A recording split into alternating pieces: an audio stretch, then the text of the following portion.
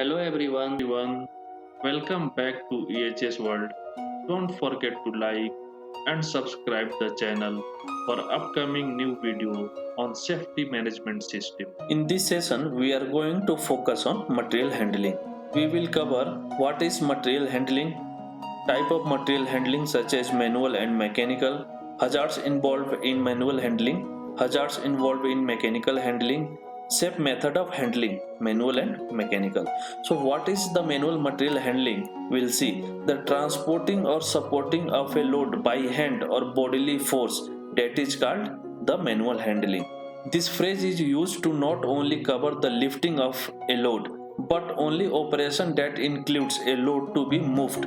This will include carrying, lifting, pushing or pulling. So any activity which include carrying, lifting, pushing and pulling of any material, that is called manual material handling. So what is mechanical material handling? Any equipments used for lifting or lowering loads, including any attachments and accessories, that is called mechanical material handling, such as crane, forklift trucks, lifts, hoist, and mobile elevated working platforms. So these are the equipments for mechanical material handling. Hazards in manual handling. So we'll see what is the hazards in manual material handling.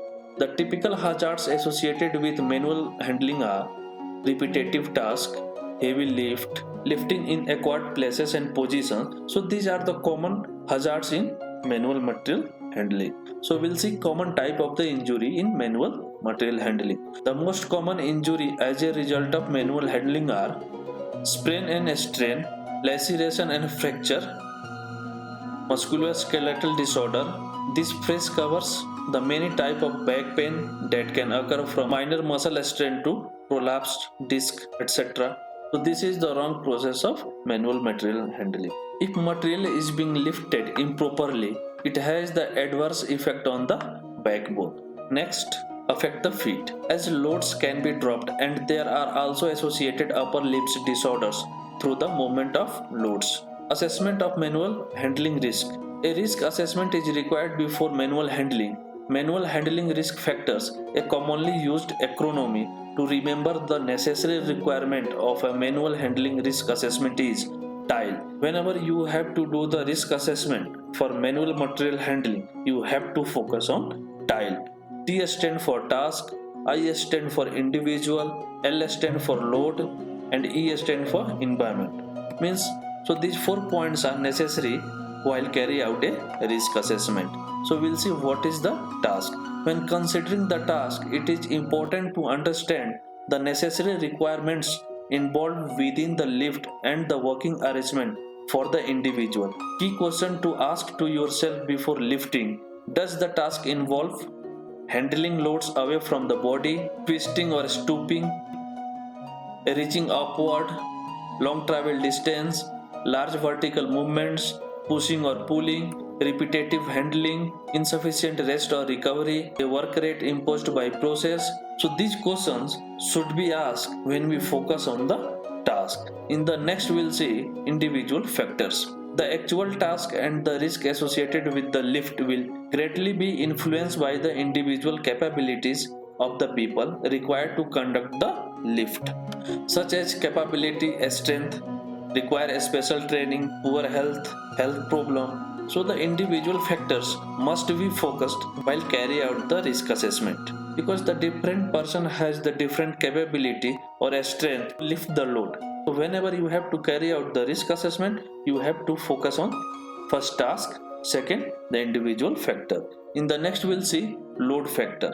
The load requires consideration at the risk assessment stage, as the dimensions will greatly affect the ability of a safe lift.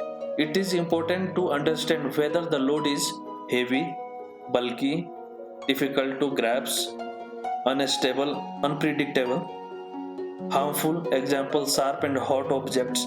So in the load factors we have to focus the load or the material is heavy, or is it bulky or difficult to grasp, unstable, is it harmful such as the sharp edges or hot objects. So these factors you have to consider while lifting of any load. In the next we'll see environment factors. What is the environment factors? The environments in which the lift is conducted will have a significant impact on how safe the lift is to conduct. Environmental factors that need to be considered are constraint or posture, poor floors, variation in the level, hot, cold, rain, icy, humid condition, strong air movement, poor lighting condition. So these are the environmental factors you have to consider while planning a lift or while shifting of material. Poor floor, there is a chances of slide or slip while shifting of material. Variation in level, if the ground level is not equal, there is a chances to get stuck and fall down while carrying the material. If the weather is hot, cold, rainy, that has also the adverse effect while shifting of the material. Strong air movement, if the wind is too high, there is also problem while carrying the material.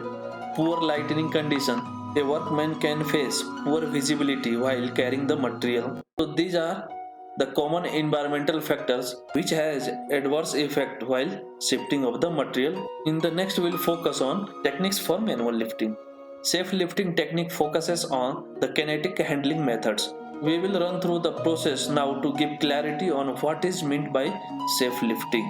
Think before lifting. Plan the lift. Can handling aids be used? Where is the load going to be placed? Will help be needed with the load? Remove obstructions such as discarded wrapping materials. For long lift, consider resting the load midway on a table or bench to change grip. In the next we'll see adapt a stable position. The feet should be apart with the one leg slightly forward to maintain balance alongside the load if it is on the ground. If the load is on the ground, you have to position your leg like this for stability of your body. The worker should be prepared to move their feet during the lift to maintain their stability. Avoid tight clothing or unstable footwear which may make this difficult. So in the next we'll focus start in a good position. At the start of the lift, slight bend of the back, hips and knees is preferable to fully flexing the back or fully flexing the hips and knees. So before lifting up the load, you have to make the position like this. This posture is perfect to lift the load. In the next we'll see keep the load close to the waist. Always the load should be near to our waist. The load should be positioned near the waist. Keep the load close to the body for as long as possible while lifting. Keep the heaviest side of the load next to the body. If a close approach to the load is not possible, try to slide it towards the body before attempting to lift it. In the next we'll see avoid twisting the back or leaning sideways, especially while the back is bent. Shoulders should be kept level and facing in the same direction as hips. Turning by moving the feet is better than twisting and lifting at the same time. So twisting of the body is a wrong practice while carrying of material. So this is the perfect way to carrying the material. If you want to move while carrying the material, you have to turn your leg, not your body.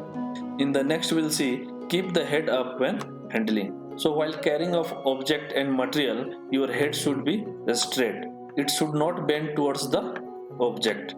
This is the wrong practice. It has the adverse effect on the backbone. Look ahead, not down at the load once it has been held securely. In the next we'll cover move smoothly. The load should not jerked or snatched as this can make it harder to keep control and can increase the risk of injury. So always you have to make sure that your body should be close. Then you have to make good position before lifting. So this is the safe practice of lifting or shifting of material. So these are the safe steps for lifting of material. In the next we'll see don't lift or handle more than can be easily managed. There is a difference between what people can lift and what they can safely lift. If in doubt, seek advice or get help. If the material is heavy and it is beyond the lifting capacity of any individual, so they must have to avoid and they must have to seek the help from other person. If you lift beyond your capacity, that has adverse effect on your health and that may cause injury to your body. So in the next we'll see Put down, then adjust. Down first, then slide it into the desired position. The material should be lowered first, then it should be positioned at the desired place. Safe practice for manual lifting are: move close to the object, make a firm grip and a good position, bend the knees, not your back, and lift with your leg. Because the thighs muscles are strong, so while lifting up material, the pressure will come over the thigh, not on the back and backbone. So these are the safe practices for manual material handling.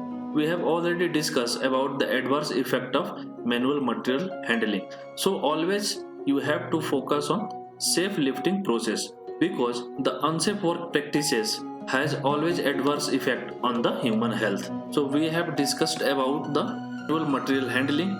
Thanking you for watching this video. Please like and subscribe this channel for upcoming video on safety management system.